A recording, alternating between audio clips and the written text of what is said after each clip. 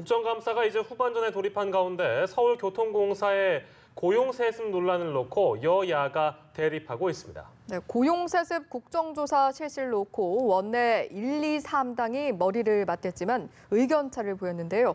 국회 연결해 자세한 내용 알아봅니다. 최덕재 기자. 네, 국회입니다. 국정감사가 후반전에 돌입한 가운데 고용세습 논란이 확대되고 있습니다. 자유한국당과 바른미래당, 민주평화당이 공공기관의 고용세습 진상규명을 위한 국정조사 요구서를 제출한 것과 관련해 더불어민주당과 자유한국당, 바른미래당 원내대표가 머리를 맞댔지만 결국 의견차를 좁히지 못했습니다.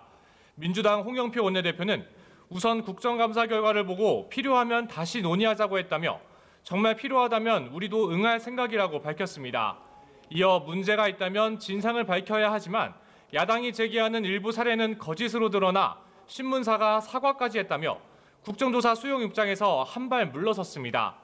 반면 한국당 김성태 원내대표는 채용비리와 고용세습 실태에 대해 더 이상 민주당이 시간 끌 이유가 없다며 심도 있는 검토를 마치고 다시 한번 협의하기로 했다고 설명했습니다. 바른미래당 김관영 원내대표는 국정조사 필요성에 대해 여당 대표에게 충분히 설명했다며 여당을 더 설득해 나가겠다고 말했습니다. 네, 오늘 기재위 국정감사에서는 한국은행의 금리 정책을 놓고 여야가 맞붙었다고 하는데 이 내용도 함께 전해주시죠. 네, 그렇습니다. 한국은행에 대한 기재위 국정감사에 이목이 집중되고 있습니다. 금리 인상 여부에 관심이 쏠리고 있는 가운데 여야는 금리 정책을 둘러싼 한국은행의 독립성 문제를 두고 맞붙었습니다. 민주당은 부동산값 폭등을 불러온 박근혜 정부 금리 인하 시책에 한국은행이 영합을 하면서 양극화와 사회 갈등이 심화됐다고 비판했습니다.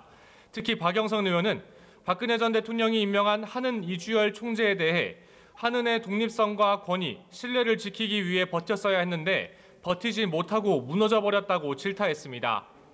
반면 한국당은 문재인 정부가 한은에 금리 인상 압박을 가하고 있다며 내로남불 시비를 제기했습니다. 권성동 의원은 박근혜 정부 때 임명된 이주열 총재를 문재인 정부가 재임명해놓고 금리를 인상하란 말을 안 들으니 압박을 가하는 것으로 보인다고 주장했습니다. 이외에 교육위는 오늘 독도를 현장 시찰했습니다.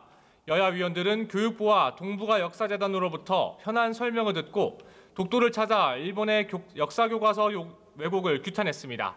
지금까지 국회에서 전해드렸습니다.